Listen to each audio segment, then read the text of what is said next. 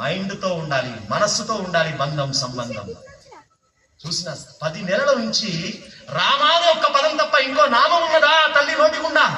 సీత అనే ఒక్క పదం తప్ప రామయ్య దగ్గర ఇంకో పదం వినబట్టదా? అది కదా దాంపత్యము, అది కదా దాంపత్యము.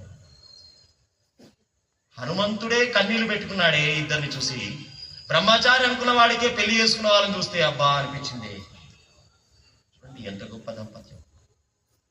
ఆ ఉంగరాన్ని చూసి అమ్మ రాముడు తన దగ్గరికి వచ్చి క్షేమ సమాచార వార్త అడుగుతున్నాడేమో అని ఒకసారి ధైర్యం వచ్చింది. అమ్మా ఎంత ధైర్యం!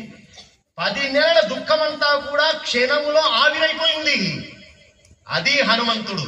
హనుమంతుడు వచ్చాడా అక్కడ దుఃఖం ఉంటుందా? హనుమాన్ నామం చెప్పినామా అక్కడ శోకం ఉంటుందా, ఉద్విగ్నం ఉంటుందా? అది హనుమంతుని యొక్క పాత్ర, హనుమంతుని యొక్క నామం. రాముడికి ప్రాణభిక్ష పెట్టినవాడు, సీతమ్మకు ప్రాణభిక్ష పెట్టినవాడు, ఇంతకంటే గొప్పవాడు ఎవడున్నాడండి? సీతారాములు ఇంత గొప్ప దాంపత్యం అంటే ఇద్దరిని కలిగినవాడు హనుమంతుడు కాదా?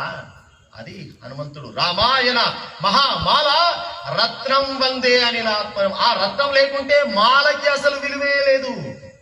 అది హనుమంతుని యొక్క పాత్ర. అందుకే అమ్మ ఆ ఉంగరాన్ని చూసి ఎక్కడి నుంచి ఎటు వెళ్ళిందండి కథ? ప్రాణ పరిత్యాగం చేసుకుందామని ఒక 2 క్షణాల క్రితం ఆలోచన చేసినటువంటి అమ్మ ఒక్కసారి బ్రతికి ఉండడం ఎంత గొప్పతనమో అని ఆలోచనకు వెళ్ళిందంటే, ఆలోచన చేయాలి. సమాజం కష్టం వస్తుంది, దుఃఖం వస్తుంది. ఆ క్షణకాలంలో నీవు తీసుకునేటువంటి నిర్ణయము నీ జీవితానికి ఫుల్ స్టాప్ పడుతుంది. గుర్తుపెట్టుకోవాలి.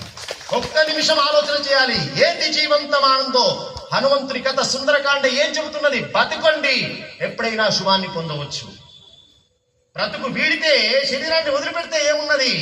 సుసైడ్ అనేటువంటి అటెంప్ట్ ఎప్పుడైనా చేయవచ్చు, ఎవడైనా చేసుకోవచ్చు. కానీ దానివల్ల లాభమే ఉన్నది? మళ్ళీ వస్తుందా ఈ శరీరం?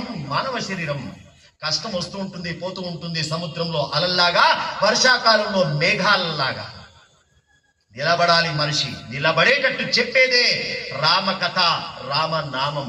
ఒక్కసారి ఆలోచన చేయండి. ఏదైనా కష్టం వస్తే హనుమంతుని యొక్క పాత్రను గుర్తుపెట్టుకోండి.